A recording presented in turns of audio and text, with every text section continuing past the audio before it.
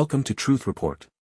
I'm Alex Truth, and beside me is Maya Clarity, and tonight we are covering what can only be described as a regional war escalation across the Middle East that mainstream outlets are feeding you in disconnected fragments.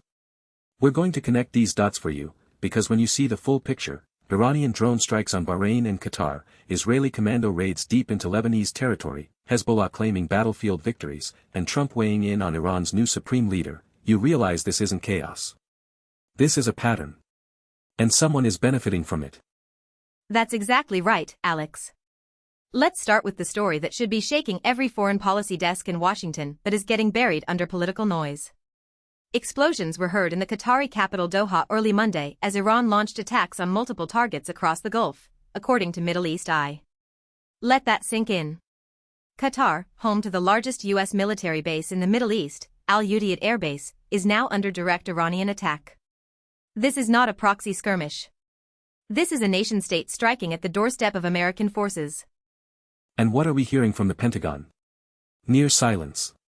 The question nobody in mainstream media is asking is this: did U.S. missile defense systems at Al Udeid fail to intercept these strikes, or were they not activated?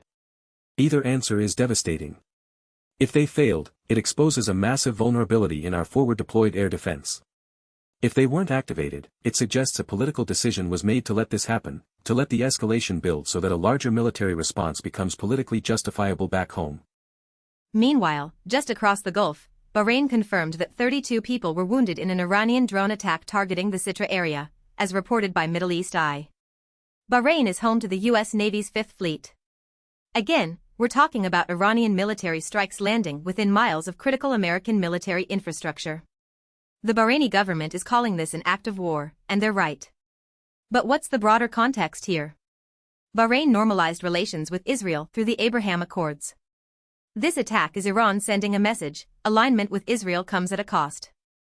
And that cost is being paid in civilian blood, Maya. 32 wounded in Bahrain. These aren't soldiers. These are people living near an industrial zone in Sitra. Iran is deliberately targeting civilian-adjacent infrastructure to maximize political pressure without technically hitting a military base directly. It's a calculated strategy: create enough pain among Gulf populations that their governments start questioning whether the American security umbrella is worth the target it paints on their backs. Now let's connect this to what's happening in Lebanon, because these are not separate conflicts. They are fronts in the same war. Middle East Eye reports that an eastern Lebanon village, Nabi Sheet, held funerals for 41 people killed in an Israeli commando raid. 41 people, Alex. An entire village in mourning. And this wasn't an airstrike, this was a ground operation. Israeli special forces went deep into eastern Lebanon, into the Bekaa Valley, far beyond the border zone. That's not defense. That's an offensive incursion into sovereign territory. The Bekaa Valley operation is particularly disturbing because of what it reveals about Israel's actual war aims. The official narrative we're sold is that Israel is conducting limited operations to push Hezbollah back from the border, to create a security buffer zone in southern Lebanon. But Nabi Sheet is not in southern Lebanon. It's deep in the east, near the Syrian border.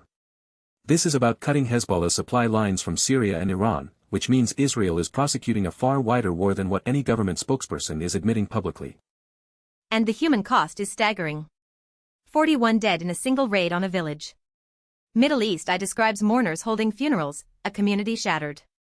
These are the stories that get reduced to a single line in a news ticker while cable networks spend 30 minutes debating political theater. Who were these people? What were their lives?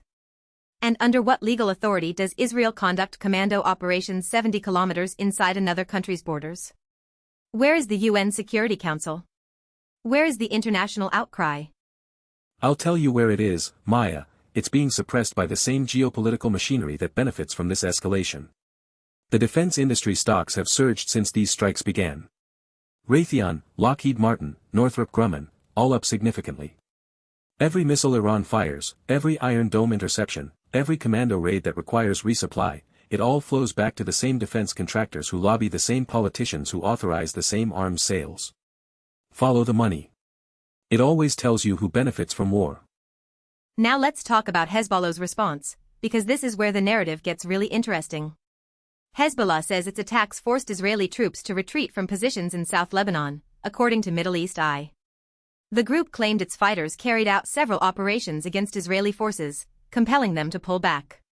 Now, mainstream Western media will immediately frame this as propaganda, and yes, Hezbollah has every reason to exaggerate its battlefield successes. But here's what the skeptics aren't telling you: there's corroborating evidence. Exactly.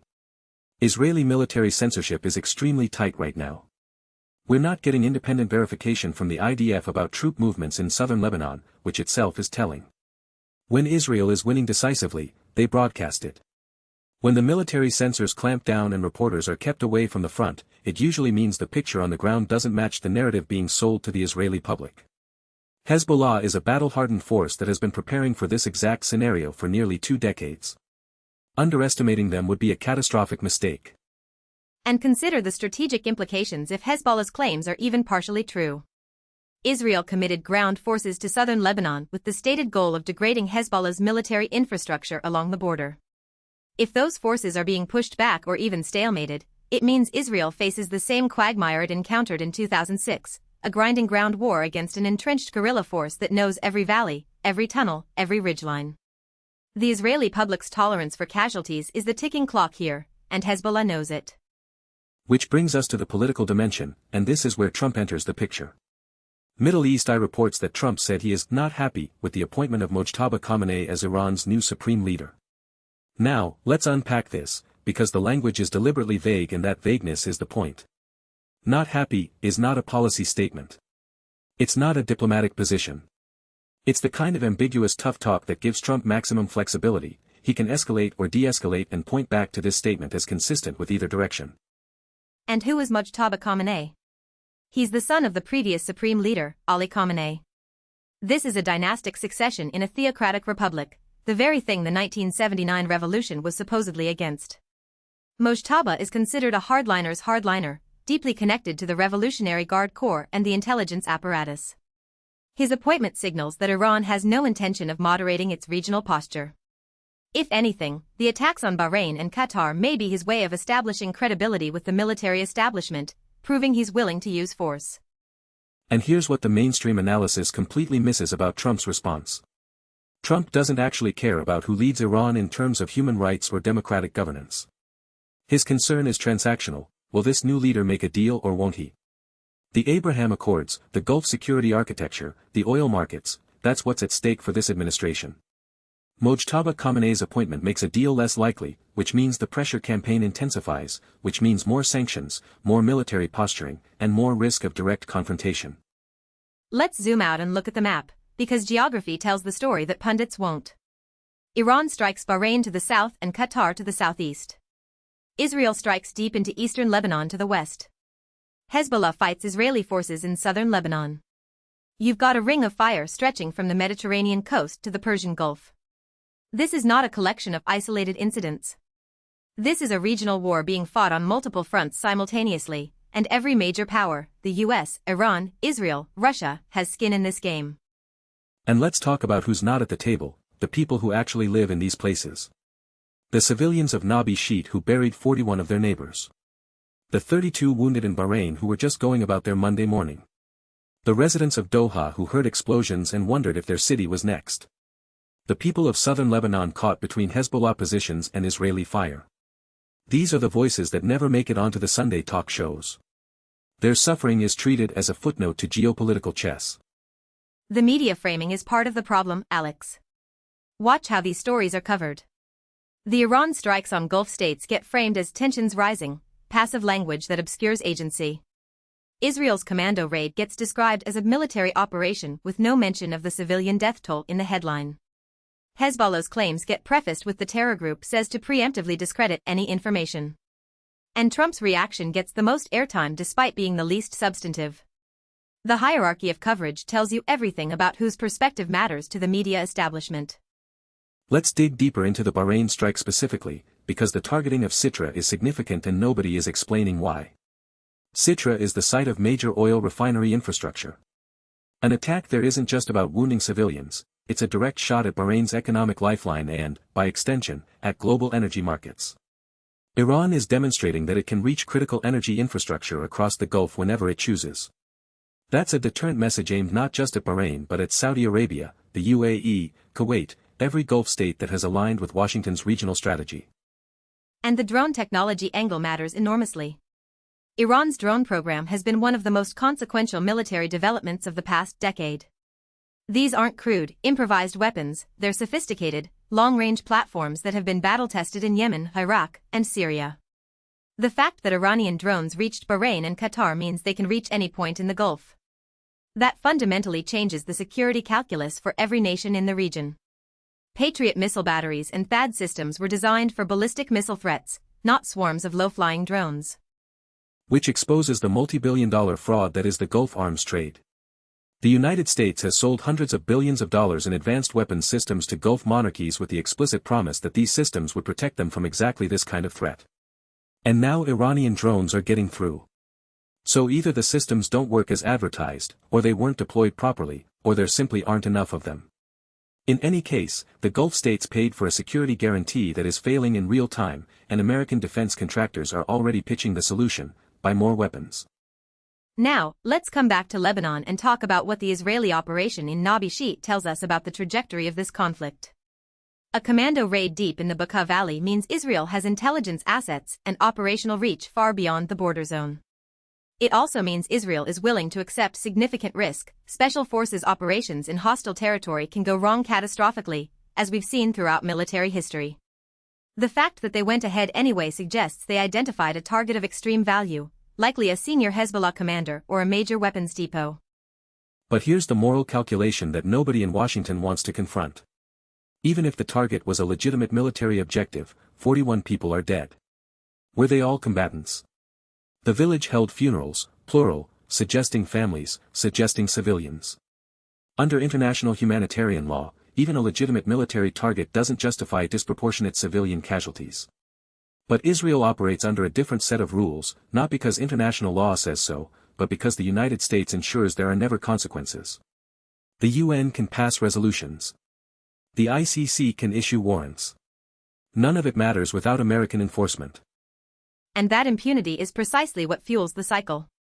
Hezbollah justifies its existence by pointing to Israeli operations that kill civilians. Israel justifies its operations by pointing to Hezbollah's rocket attacks. Iran justifies its strikes on Gulf states by pointing to American military bases on its doorstep. The Gulf states justify hosting those bases by pointing to Iranian aggression. Every actor in this conflict can point to a legitimate grievance, and every actor uses that grievance to justify actions that create new grievances for the other side. This is the machinery of permanent war. Let's talk about what Trump's "not happy" comment actually means in practice, because words from the American president have consequences in this region. Gulf leaders are parsing that statement right now, trying to determine if it signals that the U.S. will take direct military action against Iran or if it's just rhetoric. If they interpret it as a green light for escalation, we could see Saudi Arabia and the UAE joining the fray. If they interpret it as empty words, they may start hedging, reaching out to Iran through back channels, distancing themselves from Washington. Either interpretation accelerates instability. And the timing is crucial. Mojtaba Khamenei is consolidating power in Tehran. He needs to demonstrate strength to the Revolutionary Guard, to the clerical establishment, to the Iranian public. The strikes on Bahrain and Qatar serve that domestic political purpose. Meanwhile, Netanyahu faces his own domestic pressures, the hostage families, the reservist protests, the economic strain of prolonged military operations. Both leaders benefit from external conflict as a distraction from internal problems. The people who suffer are never the ones making these calculations. I want to highlight something that should outrage every person listening. The connection between the Nabi Sheet raid and the Hezbollah retreat claims may be directly linked. Consider the possibility that Israel's deep strike into the Bekaa was intended to disrupt Hezbollah's command and logistics precisely because Hezbollah was gaining ground in the south. If Hezbollah's claims of forcing an Israeli retreat are true, then the commando raid wasn't just an offensive operation, it was a desperate attempt to change the battlefield dynamics by striking behind enemy lines.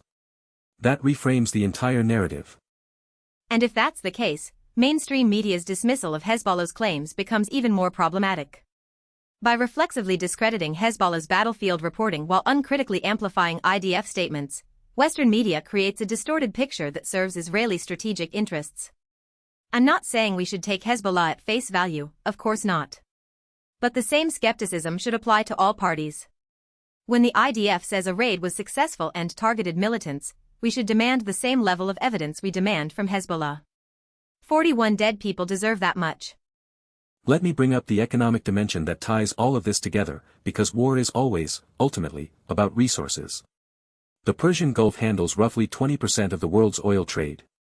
Iranian attacks on Bahrain's refinery infrastructure and explosions in Doha threaten that flow. Oil prices will spike. Energy companies will post record profits. Consumers worldwide will pay more at the pump and for heating. Meanwhile, defense stocks rise, reconstruction contracts get drawn up, and the same class of people who profit from stability profit even more from its destruction. And here's the part that really should keep people up at night. If Iran can strike Doha, which hosts both Al Udeid Air Base and major liquefied natural gas facilities, then the global energy supply chain is fundamentally vulnerable. Qatar is the world's largest exporter of LNG. A sustained disruption to Qatari gas exports would devastate European energy markets, which are still recovering from the Russia-Ukraine disruption. Iran doesn't even need to destroy the facilities, just creating enough risk to spike insurance premiums on LNG tankers changes the global energy equation overnight. So when we connect all 5 of these stories, Hezbollah's claimed battlefield victories, the Nabi Sheet massacre, Iran's strikes on Bahrain and Qatar, and Trump's posturing on Mojtaba Khamenei, we see a single, coherent picture. This is a region being pulled into a wider war by leaders on all sides who calculate that escalation serves their interests better than peace. And the institutions that are supposed to prevent this, the United Nations, international law, diplomacy, have been systematically hollowed out by the very powers that created them. The question we should all be asking is not who started it. That debate is a trap designed to justify whatever comes next. The question is, who has the power to stop it, and why aren't they using it? The United States has more leverage over Israel than any other nation on earth. It provides billions in military aid, diplomatic cover at the UN, and intelligence sharing. If Washington wanted to restrain Israeli operations in Lebanon, it could do so with a single phone call. The fact that it doesn't tells you everything about American priorities. Security for civilians is not one of them. And for those watching who feel powerless, who feel like these are distant conflicts that don't affect you, they do. Every dollar spent on this escalation is a dollar not spent on infrastructure, healthcare, education, climate resilience. Your tax money funds the weapons that killed those 41 people in Nabi Sheet. Your government's diplomatic cover enables operations that international law would otherwise constrain. You are not a spectator. You are, through your government, a participant. And that means you have both a responsibility and a right to demand accountability. Here's our call to action, and we mean this with every fiber of our being. First, demand transparency. Call your representatives and demand public hearings on U.S. involvement in these escalations. What did we know about the Nabi Sheet raid before it happened?